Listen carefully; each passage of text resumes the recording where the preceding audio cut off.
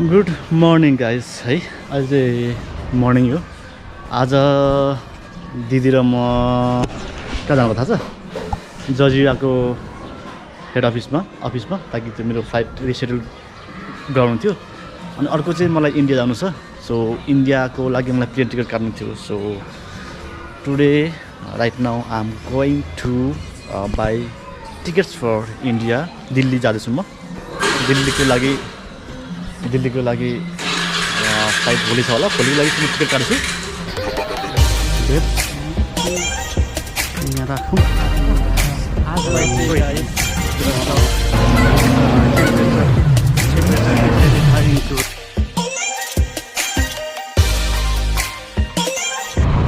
Guys आज चाहिँ हामी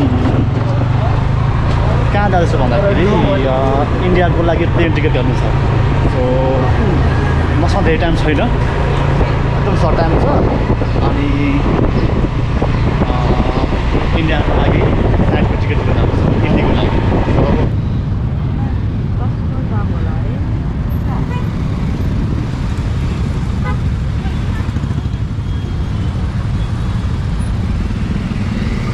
है हाम्रो के अरे शहीदहरूलाई होइन हर गाइस के हर भनेको होइन सुनेर बाबुलाई हाँस उठेछ के बाबु के हर होइन भर्खर मेरो एटेस्टेसन भयो यहाँको लयर्सबाट so easy and so fast है एन्ड भेरी कन्भिनियन्ट गाइस अब ल हेर्छु नि सेकेन्डमा भयो नि समटाइम दिँदैन अनएक्सपेक्टेड चिज नहुन्थ्यो नि भने नि त माथि अघि खेलिरहेको ठाउँमा भने है हामी सोचेकै थिएन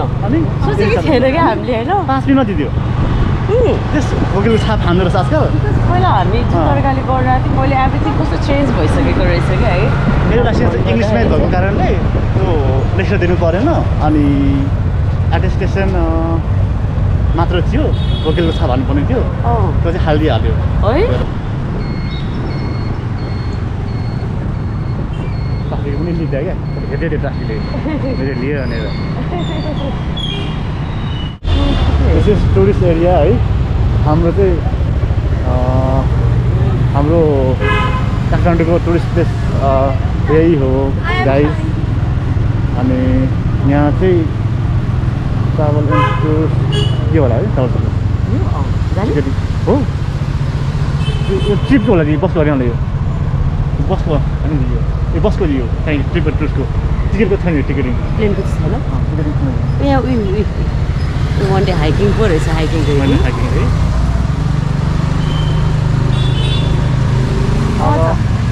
टिकटिङको लागि थाहा छैन कुनमा जाने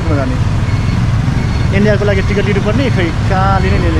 त्यति अननोन गाइस यहाँ त हाम्रो झ्याउँछ पनि आउँदाखेरि के गर्ने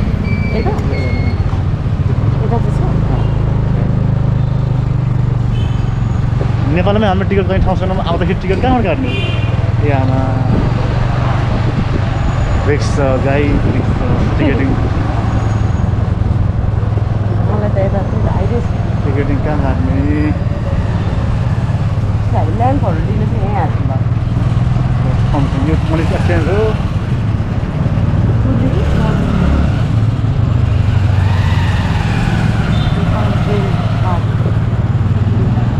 कहीँ तागो हुँदैन फिरमजी होइन राम्रो ठाउँमा चाहिँ तागो होइन अनि यहाँ पाउँछ यहाँ भएर कहाँ खैरो बिचरा कहाँ एकचोटि किन्नु छ टिकटिङ पनि होला नि ल है टिकट चाहिँ म्याक्सिमम् यहाँ एक्सचेन्जको लागि र टिकटिङको लागि चाहिँ एकदम ठिक छ क्या बिकज यो टुरिज्म प्लेस हो है so if you want to buy tickets, exchange money and want to stay here in Kathmandu, this place should be the better for you, you know. So I recommend you guys, you can come to Thamel and you can stay here. There is so many guest houses, hotels. It's high na यहाँ बंद छ यहाँ ticket काट्ने कुनै traveller छ होला थाहा भएन यहाँ थाहा होला है ट्राभल टुर्समाको यहाँ पनि टिकट पाइएन है बसिँदैन क्या यहाँ धेरै थाहै हुँदैन क्या सबै ट्रेकिङहरूको कुरा चाहिँ बसेर रहेछ क्या है बसेर रहेछ क्या बट पाइएन टिकट चाहिँ अब यतातिर साथ छ होला let's go and let's try learn the travels अब टिकट्स काट्छौँ त्यसपछि जान्छौँ अब कति ठाउँमा टिकट खोजिरहेको छु भेटिरहेको छैन कति ट्राभल टुर्स पनि कम रहेछ है खोजिरहेको छैन very expensive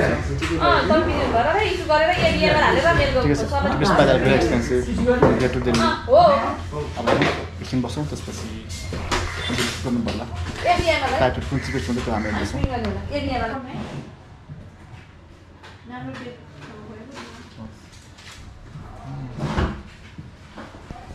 finally I bought ticket for India and now it's travel for India tomorrow. I'm really happy, Bobo. So I just buy my tickets अनि अब पैसा सार्न जानु पर्यो ब्याङ्क जानु पर्यो now I have to go bank for exchange money NPR to INR अब यहाँबाट ब्याङ्क जानु पर्ला पैसा सार्न है नेपाल इन्भेस्टमेन्ट ब्याङ्क मेरो यहाँबाट सिधै जानु न सिधै जानु यो चाहिँ काठमाडौँको कन्जेस्टेड एरिया गाइस कस्तो गल्ली देखाछ गल्ली काठमाडौँको गल्ली गाइस कस्तो है ठाउँ दिनु पनि ल हेर्नुहोस् यहाँको ट्राफिक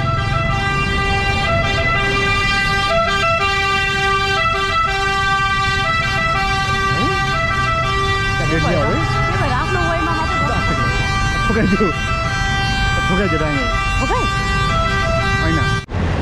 एक्चुअली मैले भाइलाई स्कुटर डोर्याउन लागिरहेको छु है र म चाहिँ यहाँ है बाबुलाई स्कुटर डोर्याउन लगाएको म चाहिँ हेर्दैछु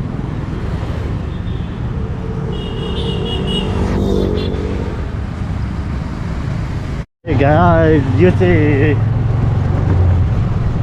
विशाल नगर है यहाँ पनि यस्तो हेर्नु नि भोट राखेको यस्तो राम्रो क्या so this is one of my favourite place but now the road condition of road is not so good यहाँ चाहिँ अहिले बिग्रेछ बट ठाउँ चाहिँ एकदम राम्रो खालको हो यो चाहिँ well let me so you four I grow up well अहिले चाहिँ यहाँ घर बनाएको छ तपाईँ चाहिँ ग्राउन्ड थियो अनि यो घर पनि भर्खर बनाएको रहेछ गाइस अनि यहाँ चाहिँ पहिला चाहिँ म यतै बस्थेँ सानो हुँदाखेरि अनि हजुर हामी हुर्केको ठाउँ चाहिँ यही हो this is called Vishal Nagar one of my favourite place still this place is my favourite so यो बाटो चाहिँ सिधै यहाँबाट बालोटार निस्किन्छ राष्ट्र ब्याङ्क सो यो भट्टराई अङ्कलको घर अनि पसलहरू सब त्यतै छ अनि बाटो चाहिँ अलिक अफरोड भएर एकदम नराम्रो तर बन्छ त्यहाँ धेरै बेर यस्तो रहँदैन है भनेको स्टेसनरी के कतै होला अनि बाटो चाहिँ अफरोड छ तर बट यो बन्ने खालको बाटो यो ठाउँमा अहिलेको जग्गाको रेट भन्ने हो भने माइ गड तर्सिनुहुन्छ बालोटार एरिया हो यो राष्ट्र ब्याङ्क एरिया हो यो ठाउँमा जग्गाको रेट त सोध्नु भन्दा नसोध्नु नै बेकार हो यहाँ त कहाँ रेन्टमा मात्र त कति महँगो छ होला रेन्टमै मान्छेहरू बस्न सक्दैन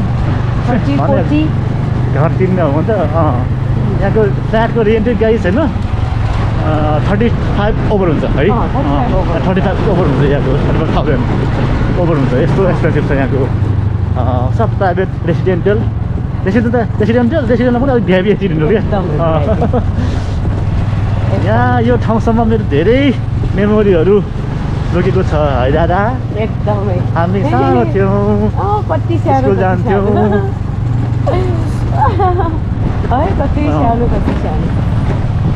ल बाटो आइपुगेँ गाइस के भन्नु म तपाईँहरूलाई आज यस्तो बिजी भयो कि है के गर्ने आज धेरै ठाउँमा गयौँ थमेल गयौँ टिकट दियौँ त्यसपछि पैसा साट्न राष्ट्र ब्याङ्क गयौँ त्यसपछि अब टिकट प्रिपोन गर्नु पऱ्यो मेरो जजिराको फ्लाइट छ अक्टोबर 10 को सो यसलाई म अब केही दिन अगाडिमा सार्नु पऱ्यो so I have lots of work it's quite hectic life guys है अहिले पनि दिदी उता एटिएममा जानु भएको छ अहिले पनि दिदी एटिएममा जानु भएको छ है पैसा झिक्न पैसाको त सत्यनाश सायद प्रिपोन गऱ्यो यही गऱ्यो पैसा एक्सचेन्ज गऱ्यो अब इन्डिया जानु पनि एकदम झ्याउरो छ करेन्सी अर्कै है करेन्सी अर्कै पैसा नपाउने ब्याङ्कले पनि लिमिटेसन तोकिदिएको 10,000 मात्रै के हो कि यस्तो ड्रामा यार वक्क लाग्छ भने मलाई त है आफ्नो देश छोड्नु मन नलाने भने दुनियाँ रुल्स एन्ड रेगुलेसनहरू फलो गर्नुपर्ने होइन एकदम झ्याउरो छ भने Please don't forget to subscribe my channel and press the bell icon.